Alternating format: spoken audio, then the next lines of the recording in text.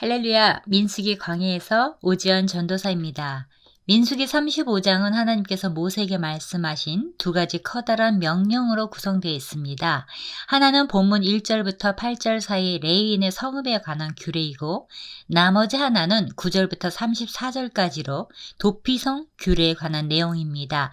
레위기 지파는 이스라엘 12지파들처럼 요단강 동편의 땅에서나 요단 서편 가나안 땅에서 기업을 얻지 못하기 때문에 각 지파에서 레위인들을 위한 성읍들과 초장을 주게 하였습니다.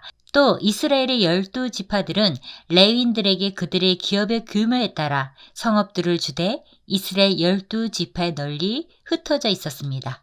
여호와께서 여리고 맞은편 요단 강가 모압 평지에서 모세에게 말씀하여 이르시되 이스라엘 자손에게 명령하여 그들이 받은 기업에서 레위인에게 거주할 성읍들을 주게 하고 너희는 또 그 성읍들을 두르고 있는 초장을 레위인에게 주어서 성읍은 그들의 거처가 되게 하고 초장은 그들의 재산인 가축과 짐승들을 둘 곳이 되게 할 것이니라. 너희가 레위인에게 줄 성읍들의 들은 성벽에서부터 밖으로 사방 1000규빗이라. 성을 중앙에 두고 성 밖 동쪽으로 2000규빗, 남쪽으로 2000규빗, 서쪽으로 2000규빗, 북쪽으로 2000규빗을 측량할지니 이는 그들의 성읍의 들이며 너희가 레위인에게 줄 성읍은 살인자들이 피하게 할 도성으로 6성읍이요 그 외 42성읍이라. 레위 지파 사람들은 땅을 분배받지 않았습니다. 그 대신에 다른 지파들이 레위 지파에게 땅을 주게 하였습니다. 성읍은 작은 마을입니다. 여호와께서는 이런 내용을 모압 평지에서 모세에게 하셨습니다. 하나님은 레위인에게 성읍과 성읍을 두르고 있는 초장을 줍니다. 성읍은 레위인들의 거처가 되고 초장은 그들의 재산인 가축과 짐승들이 있을 곳이 되게 합니다. 다음은 레위인들이 사는 성읍의 크기와 성읍의 수도 말씀하십니다. 살인자들이 피할 도피성으로 6성읍을 레위인에게 주고 그 외에 42성읍을 레위인에게 줍니다. 모두 48성읍이 레위인의 것으로 이스라엘 12지파에 널리 흩어져 있습니다.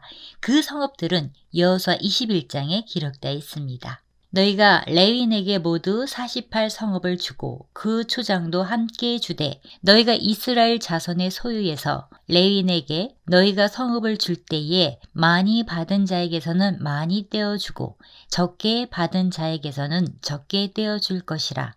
각기 받은 기업을 따라서 그 성읍들을 레위인에게 줄지니라. 그들은 레위인에게 각자의 받은 기업에 많이 받은 자에게서는 많이 떼어주고 적게 받은 자에게서는 적게 떼어줄 것이라는 것으로 비례하여 주면 됩니다. 42개의 레위인의 성읍은 가나안 땅이 축복의 땅이 되기 위해서는 꼭 필요한 것입니다.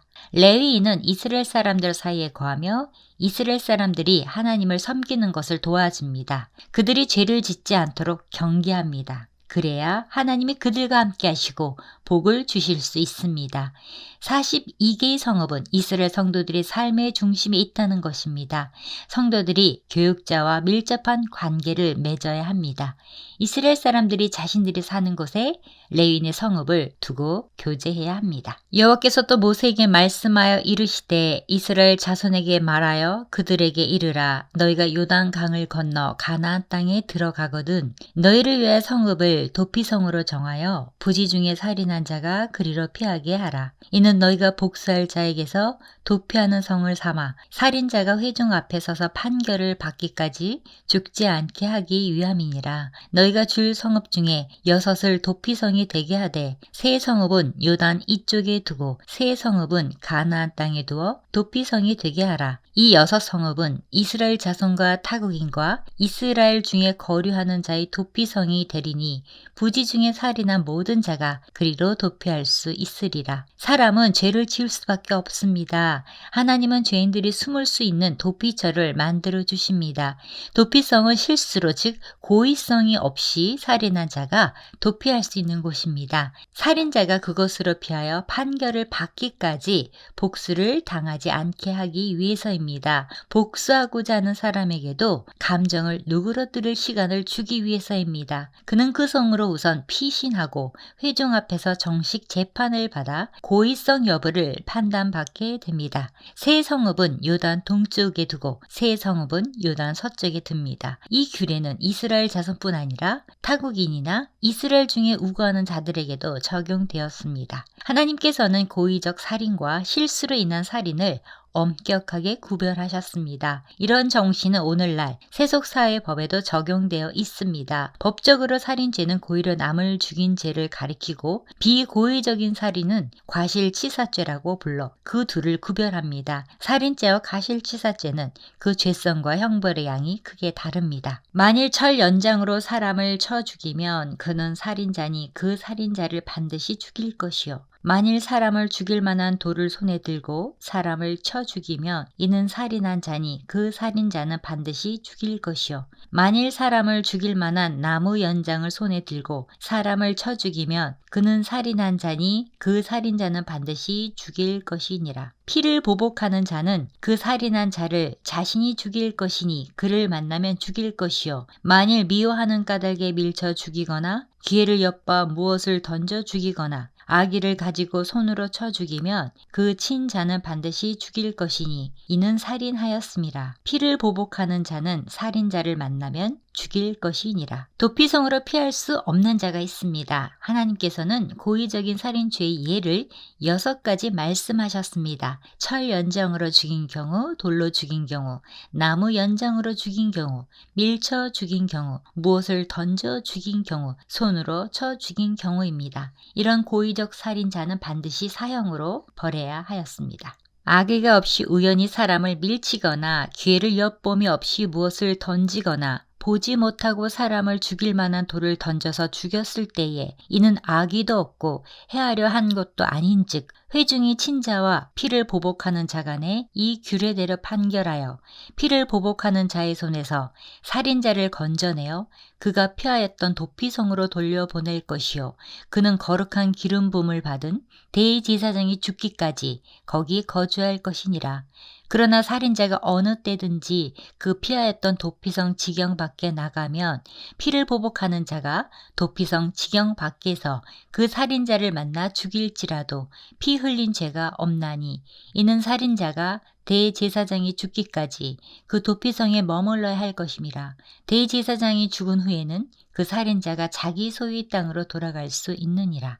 하나님께서는 고의성이 없이 실수로 사람을 죽인 경우도 예를 드셨습니다. 악의가 없이 우연히 사람을 밀쳤는데 죽은 경우가 있습니다.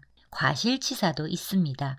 이들은 악의도 없고 해하려 하는 의도도 없습니다. 이런 자는 도피성에 피할 수 있습니다. 도피성으로 피한 자는 제사장이 죽기까지 그 성에서 도피하여 머물 수 있습니다. 대제사장이 죽어야 거주의 자유를 얻습니다. 만약에 대제사장이 죽기 전에 다니다가 죽어도 그는 할 말이 없습니다. 대제사장이 죽기까지란 표현은 이 도피성의 규례와 대제사장 되신 예수 그리스도와 관계가 있음을 암시합니다. 우리는 대제사장 예수님의 죽음을 통해서 죄에서 자유를 얻습니다. 이는 너희 대대로 거주하는 곳에서 판결하는 규례라. 사람을 죽인 모든 자, 곧 살인한 자는 증인들의 말을 따라서 죽일 것이나 한 증인의 증거만 따라서 죽이지 말 것이요.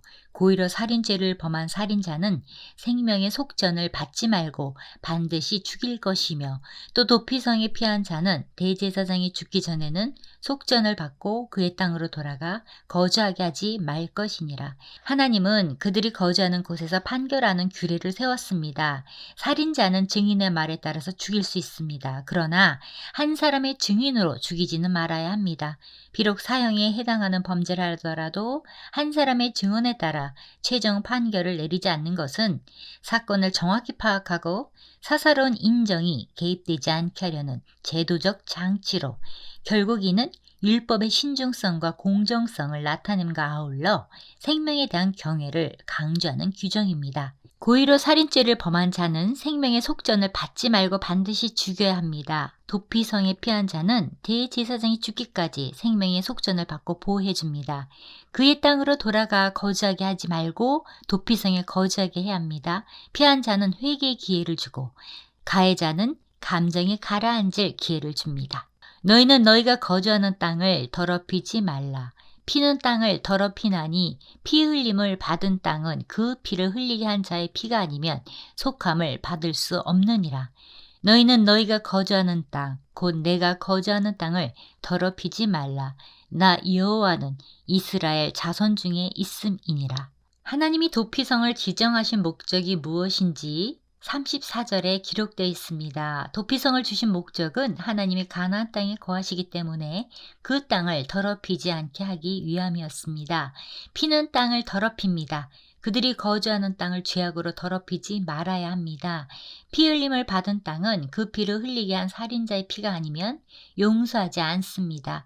그들의 땅은 이스라엘 사람만 거주하는 땅이 아닙니다. 하나님이 함께 거주하는 땅입니다. 하나님은 죄가 있는 곳에 함께 하실 수 없습니다. 여호와께서는 이스라엘이 거룩하게 살아서 그들 중에 거하시기를 원하십니다. 마무리합니다. 이스라엘이 사는 곳에도 환경에 따라서 좋은 주거지가 있습니다. 그들에게는 영적 환경이 중요합니다. 이스라엘 사람들은 땅만 분배받고 집만 지으면 축복의 성읍이 되는 것이 아닙니다. 하나님은 48개의 성읍을 이스라엘 사람들의 생활 공간에 흩어 놓으셨습니다. 하나님께서 그들과 함께 거하심을 체험하기 위해서 레인의 성과 도피성이 있어야 합니다. 불신자들에게는 레인의 성과 도피성이 있다는 것은 불편한 것일 수도 있습니다. 그러나 우리 신자들에게는 도피성이 필요합니다.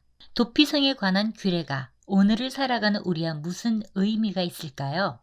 하나님은 도피성을 통해 어떤 사람이라도 한 생명의 가치를 결코 소홀히 여기지 말 것을 명하십니다. 그것은 사람 속에 하나님의 형상이 있기 때문입니다.